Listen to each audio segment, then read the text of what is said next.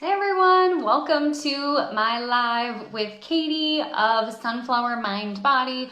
We are going to be talking about resilience and then also a couple of exciting things that are going on in her world. So just give us a second. Every single time I go live, I swear to you, I do that. I knock my phone over. So give me a couple seconds. She should be hopping on any minute now and we'll get going. So hi Jess, nice to see you. Yeah, as you pop on, just tell me who's here so that way I know we've got some folks who are hanging out with us live. There's Siobhan. Hey, how's it going? So while I am waiting, trying to think if there's like anything new or exciting going on, but really the thing that has been fresh on my mind was that I just spent the last week off. I had specifically taken time off just to practice some self-care, maybe, do some meal prep, sleeping in, stuff like that. And what happened was I got sick, like the kind of sick where you are laid out on the couch and if you're not sleeping, you're just like barely sipping on tea. Of the importance of practicing regular, consistent self-care so that I don't have to take chunks of time off just to get my body feeling good. So there's Katie. Hi, Katie. How's it going? Good. How are you? Good. All right. So I was just sharing with people how, this talk is so important to talk about resilience and consistent self-care, including financial self-care, because I spent last week on my staycation. It became very literal because I got super sick, and it was just a reminder of the importance of practicing that self-care so that, you don't get super sick like that, because I know it probably came from like hustling to get things done, and then my body was like, all right, and we're shutting everything down. So anyway, it's so good. I'm glad to have you here. I'm glad that we've teamed up for this. Why don't you introduce yourself for folks who might not know who you are? Sure. Okay. Well, I'm Katie from Sunflower Mind Body. I'm a hypnotherapist and a meditation coach. And I work specifically with women on establishing those super vital self-care habits and also on developing that unconditional self-love, that like strong foundation that really gets you through things when you're grinding away and at the hustle. So that's what I do. And like I said, I specialize in working with women, and I just find a lot of fulfillment and wholeness in helping women like come back to themselves and feel more centered in their bodies. Yeah, I love it. So, so for people who follow Katie and don't follow me, hi, I'm Lindsay. I'm a financial therapist, and I've got a couple branches of my work. In my clinical practice, I mostly work with couples and help them with financial anxiety and financial shame. And then I am just branching out into the consultative and coaching space to help other private practice therapists rewrite their money stories so they can build profitable and sustainable practices. So I'm huge. Really excited so about this. Huge. Yeah, therapists definitely have a lot of money hangups. I mean, we all have a lot of money hangups, but particularly for people in helping and healing professions, there's a lot of mind garbage that comes along with charging for our services.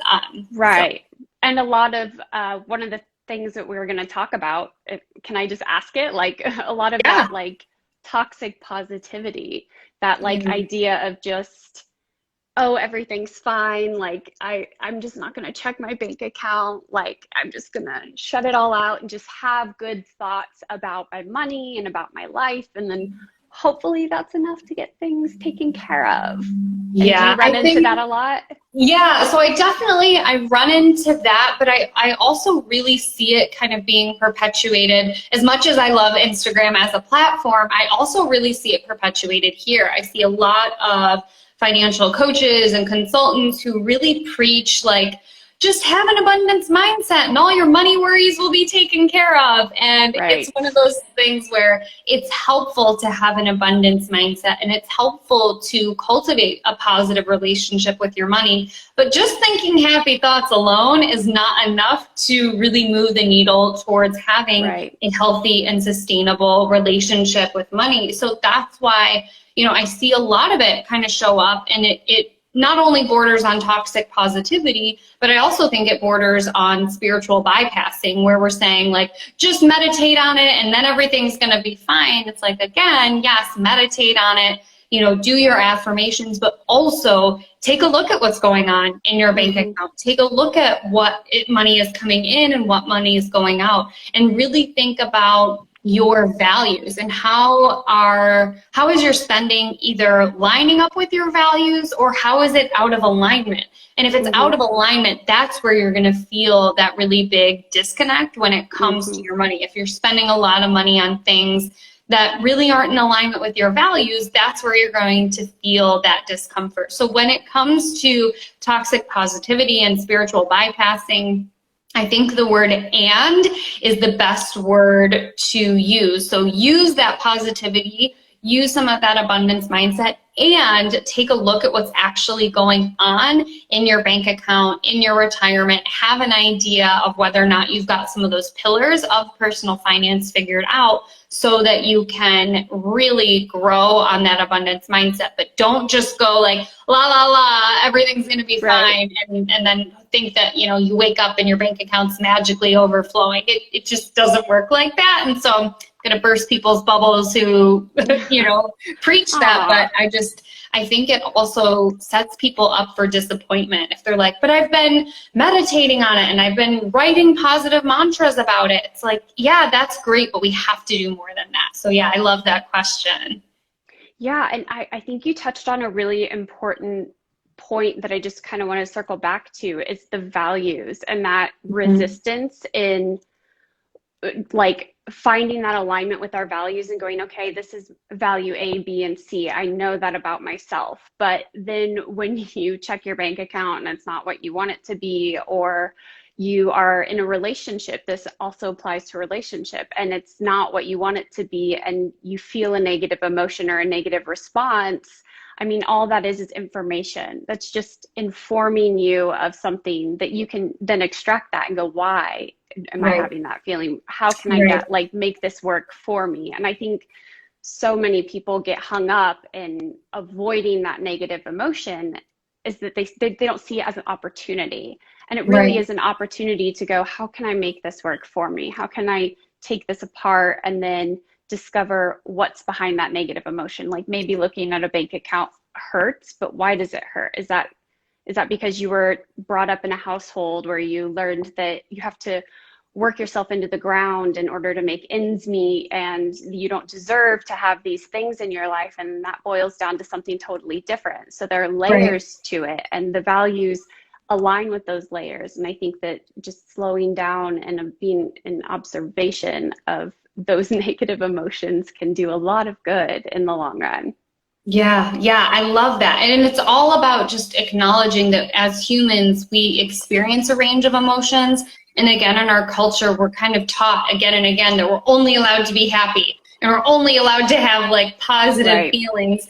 And it's important to acknowledge that a part of being human is also experiencing things like anxiety and sadness and overwhelm. And that's a part of the human condition that is also, you know, a beautiful thing to experience those ups and those downs. Yeah, I love that. Right. And again, like, it's all just information. And how's it go? Like, if an emotion isn't held in the mind, if we don't hang ourselves up on that emotion, then it will cycle through your body in 90 seconds. I love that. You can, I mean, I can sit through 90 seconds of nearly anything. So people kind of approach it with that idea, is like, okay, this isn't forever. This is information. I can take that away. I can gather that and use that. But what, you know, like that process of inquiry, if we can just go into it like a little more of a detective situation rather like a reactive situation. There's a lot more to be learned there. So speaking of having really bad feels about looking at the bank account and, wearing yourself out, how would somebody get over that money guilt? Even if they are providing for themselves, let's say they're buying groceries and the clerk is like, oh, that'll be $200. And they're like, oh, I feel guilty for spending that money on food. How do you get somebody through that?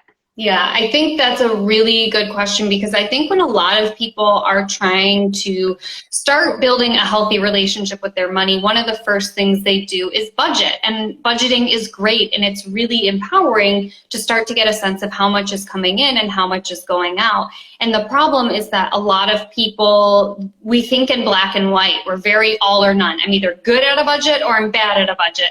I'm either good with money or I'm bad with money. So when it comes to guilt, when it comes to spending money, I think it's also important to differentiate between guilt and shame. Because guilt is this emotion of, I did something bad, and shame is the emotion that's a little bit deeper, which is, I am bad. So sometimes money guilt can kind of morph into money shame, and then it makes it really hard to build on that positive momentum. So when it comes to, I love that example you gave of feeling guilty about spending money on something like groceries, what I often encourage my clients to do is don't think about what are you spending your money on or wasting your money on, but what is that money affording you? In this case, spending money on groceries is affording you nutritious food. It's affording you fuel for your body or fuel for your family. So thinking about, it's not about just what am I spending on? Spending has such a negative connotation, but it's also about thinking about money as a current, as a currency exchange, as an energetic exchange. I know that's a little woo-woo, but thinking about what is this money affording me? And even when it comes to things like rent, I know a lot of people are like, oh, I hate when the first comes and I have to pay my rent. And it's like, well, maybe we can flip it and say, I'm so honored, I'm so privileged that I have the ability to afford a roof over my head and shelter and a place where I can lie down safely at the end of each night. So if we can work on reframing, what is this money affording me? It helps to dial down that guilt. And then also, I'm a fan of just unfollow, some of these bloggers are so intense about saving that it can make you feel like garbage if you're spending any money. And it's like, shoot, I was talking to somebody the other day, like, if buying that latte or buying that kombucha makes you feel really good, it's not going to actually make or break your budget. I know that sure, if you add up 365 lattes, that is going to make a dent in your budget. But if we have a latte once a week or even a couple times a week, that's really not going to make or break it. So thinking bigger about how can we not only, be cognizant of what we're spending on, but how can we also increase our income? That's the other part of budgeting, to make that math formula work about, how much are you bringing in? Can we increase the amount of money you're bringing in? So if you're traditionally employed, when was the last time you got a raise? Have you taken on additional responsibilities at work? How can you negotiate your income? And if you're self-employed, when was the last time you raised your prices? When was the last time you took a look at how much you are charging for your products and your services? So that's how I would answer that question about money guilt.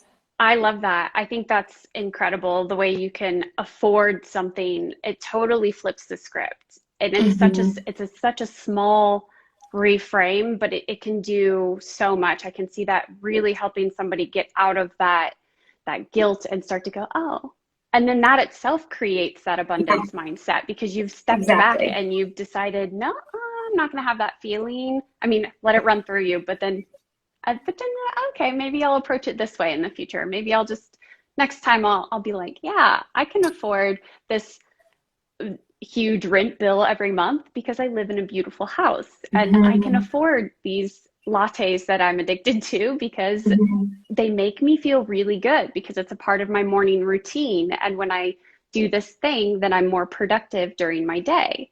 Right. So and to that, like, if you need a latte from Starbucks every day or a coffee shop, then maybe like you said, zoom out and see that bigger picture. Is this cutting into my vacation budget, or is this something that I want to continue doing? Yeah. I love that. I love that. So, as you know, I'm a hypnotherapist. So I wanted to talk to you a little bit about why hypnotherapy is awesome. Yeah, I'm specifically curious how hypnotherapy can help with resilience, which is a part of what we are talking about today. So I'd love to learn more about hypnotherapy, but specifically, how does it help people to cultivate resilience? So, okay, so hypnotherapy, just to give everybody a quick little background on it. So hypnosis and hypnotherapy are states, well, it's one state. It's a state of pure focus. So it's not all too different from being in a deep meditative state. It's a state of pure focus that allows you to have, or me to have, a conversation with your subconscious. And when your conscious mind, the mind that's always thinking and always doing and always achieving and checking things off the list, when it is comfortably relaxed, then I can go in and have a conversation with your subconscious, and it creates a perfect environment for influence or suggestion to help you achieve goals. And in the state of resilience, if your goal is to have higher self-esteem or to, you know, be more engaged in your children's school life, I mean, it all comes down to self-love or fear of loss or fear of removal. So what we do in this state is we really address those root causes. And rather than talking face to face, the technique I use is done content free. So what that means is I'll get to know you and we'll have a little chit chat, and then I will put you into this hypnotic trance state, and then you'll get quiet and you will do the work. So you don't have to spend time disclosing the information, as long as you know what the root cause, or you know what the cause is, like why you're in session that day, then we can go in and do the work. So you don't need to worry about a diagnosis or like, oh, I kind of just have this feeling of general unwell. I can work with that. And a lot of times there are more sensitive issues that you don't want to disclose to a stranger. And that is a huge benefit of hypnosis and hypnotherapy too, because you do all the work. I simply guide you to an ideal environment for the work to be done. Cool. Yeah. Can I ask, I think a lot of people have visions of hypnotherapy being like that you're going to control their minds or control their body. Can you talk a little bit about that and Sure. how it's a myth? Yeah. Okay. So I do run into this a lot. So like I said, hypnosis is a state of pure focus. So we go in and out of hypnosis several times a day. Anytime that you are extremely focused on something, some people call it in the flow or getting in the zone, that is a state that is a hypnotic trance state. Some people even go into this while driving, which I personally have never experienced this. I experience this when I'm doing something with my hands, when I'm creating. It's when you look at the clock and then you look down for what feels like 30 minutes and you look back up and 3 hours has gone by. Yeah. And that happens especially when you are an entrepreneur or you are extremely focused on a work topic several times a day. So in that state, that's where we're going. That's where we're going when you're in hypnosis. So the idea of mind control, it comes from Hollywood. Yeah. It comes from Hollywood. Hypnosis is actually quite boring to watch.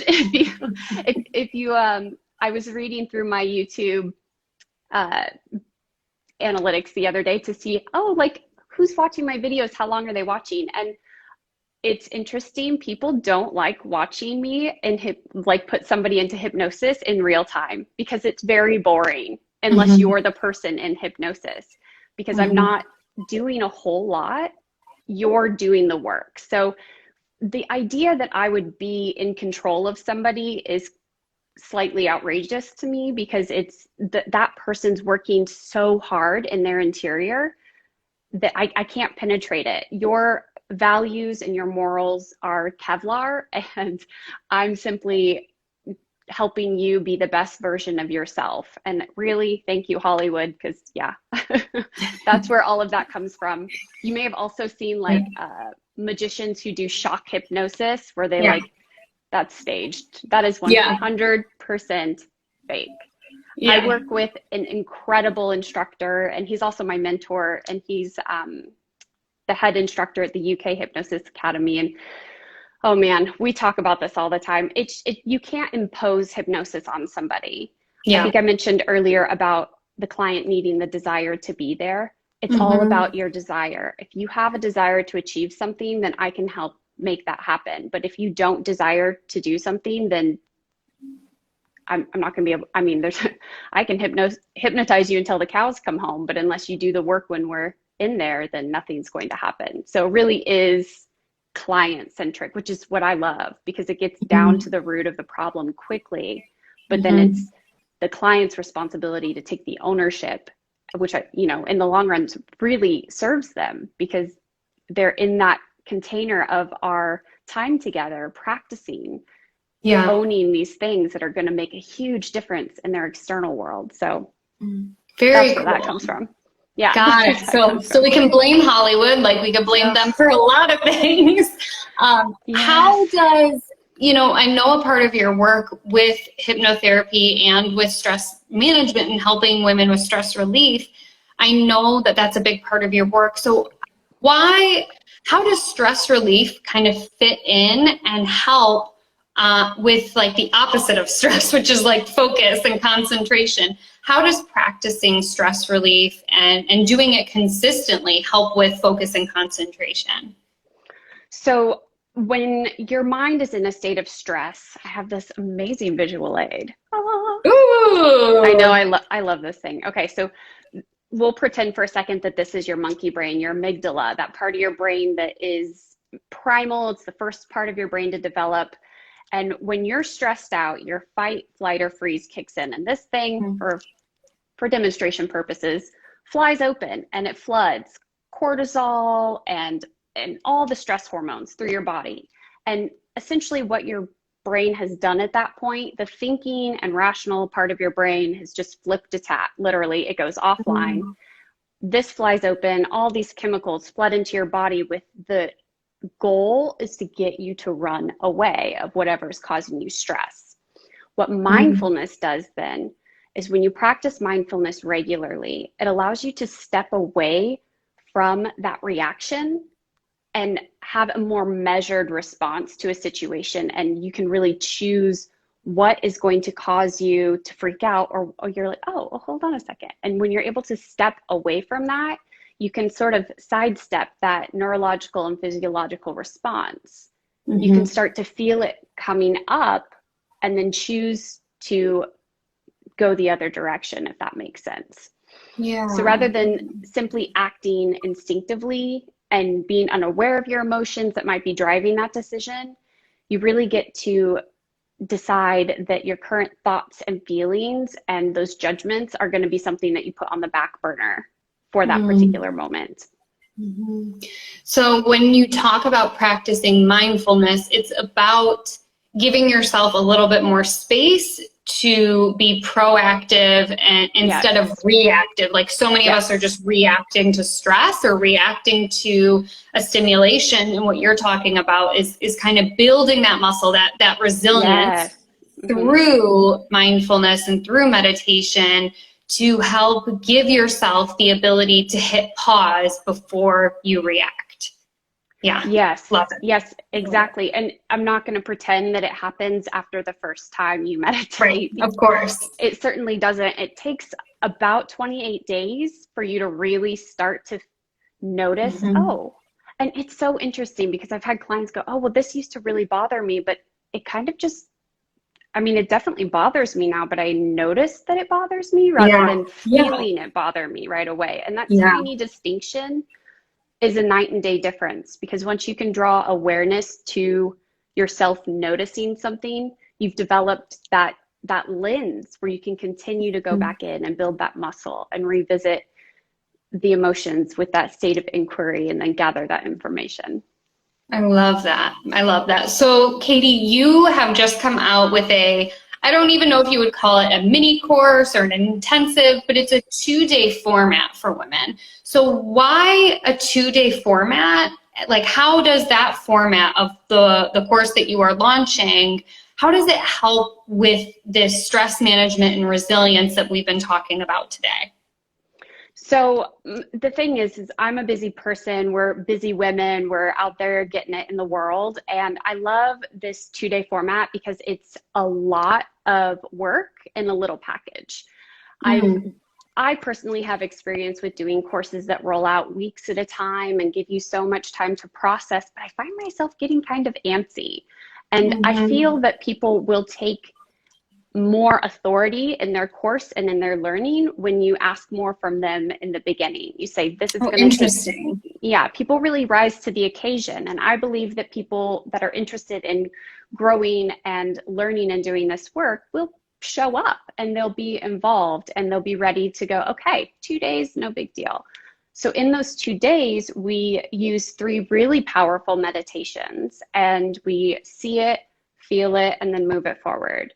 So we recognize, we identify, we feel it in the body, and we make that mind-body connection in day 2. And then in day 2, we also do the move it forward, where you're proactively planning the next phase, the next step, or your plan B. Because even if you do the mindfulness practices moving forward, sometimes we slip back into our bad habits because we're human.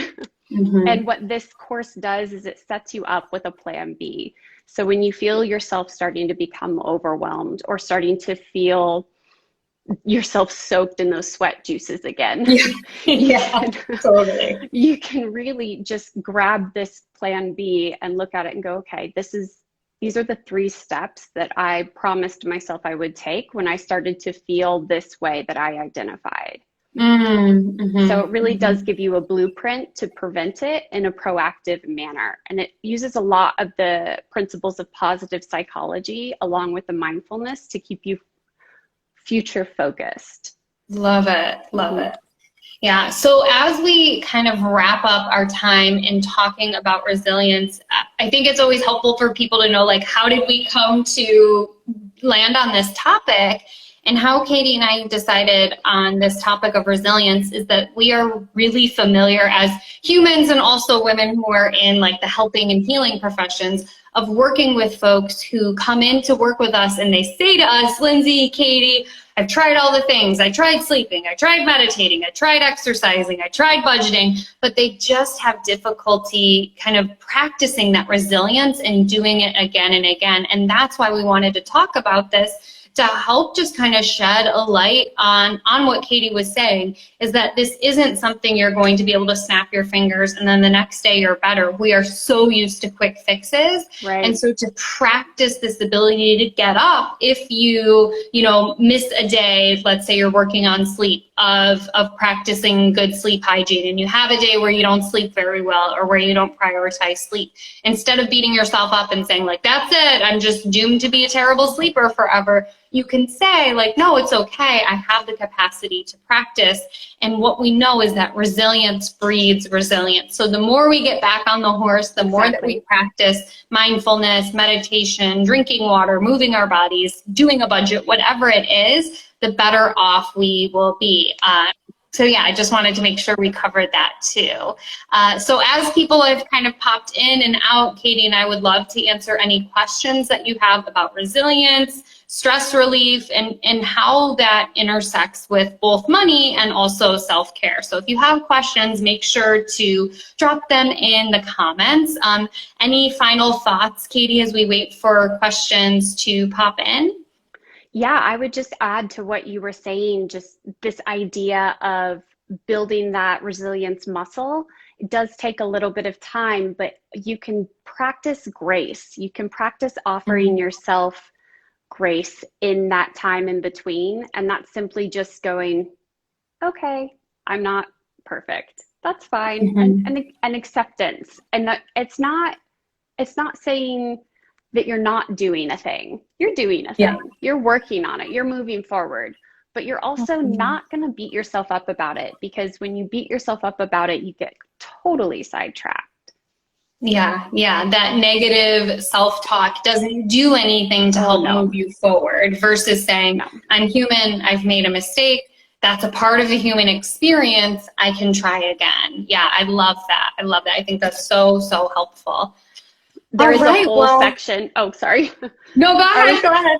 I was just going to say there's a whole section in the course where we work on that negative self-talk, and we name our crazy lady in the attic, and we give her a personality. And I think that's really important to call that out, because when you are able to go, okay, that's not me, that's just my brain ticking away, that can make a huge difference in being able to offer yourself a little bit of that grace.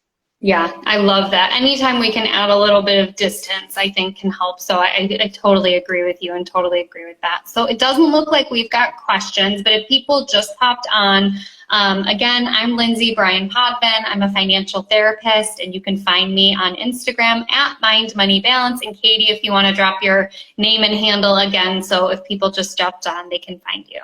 Yeah, I'm Kati Schofield. I'm a certified hypnotherapist, and I am on Instagram more than any other platform, and I'm at Sunflower Mind Body. And we've been talking about resilience and all the amazing things it can offer you. Yeah, so I'm so glad we were able to do this today. This will go up onto my feed, and if you are more of a YouTube person, it will be there in the next few days for you to check out there. So thanks again, Kati. This was so fun and so special, and I hope lots of people check out your new 2-day course. I think that's a wonderful offering.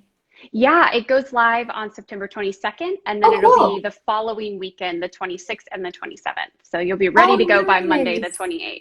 Oh, so it's live. I love that. Okay, extra special. I'm such a fan of live work. I think, you know, so many of us sign up for courses, and I think the finish rate on like non-live courses is something abysmal, like 15%. So wow. I love that live accountability aspect. Yes, very cool. Love and we'll have a very active Facebook group. So essentially that means I'll be like harping at people. I'm like, excuse me, you signed up, where are you?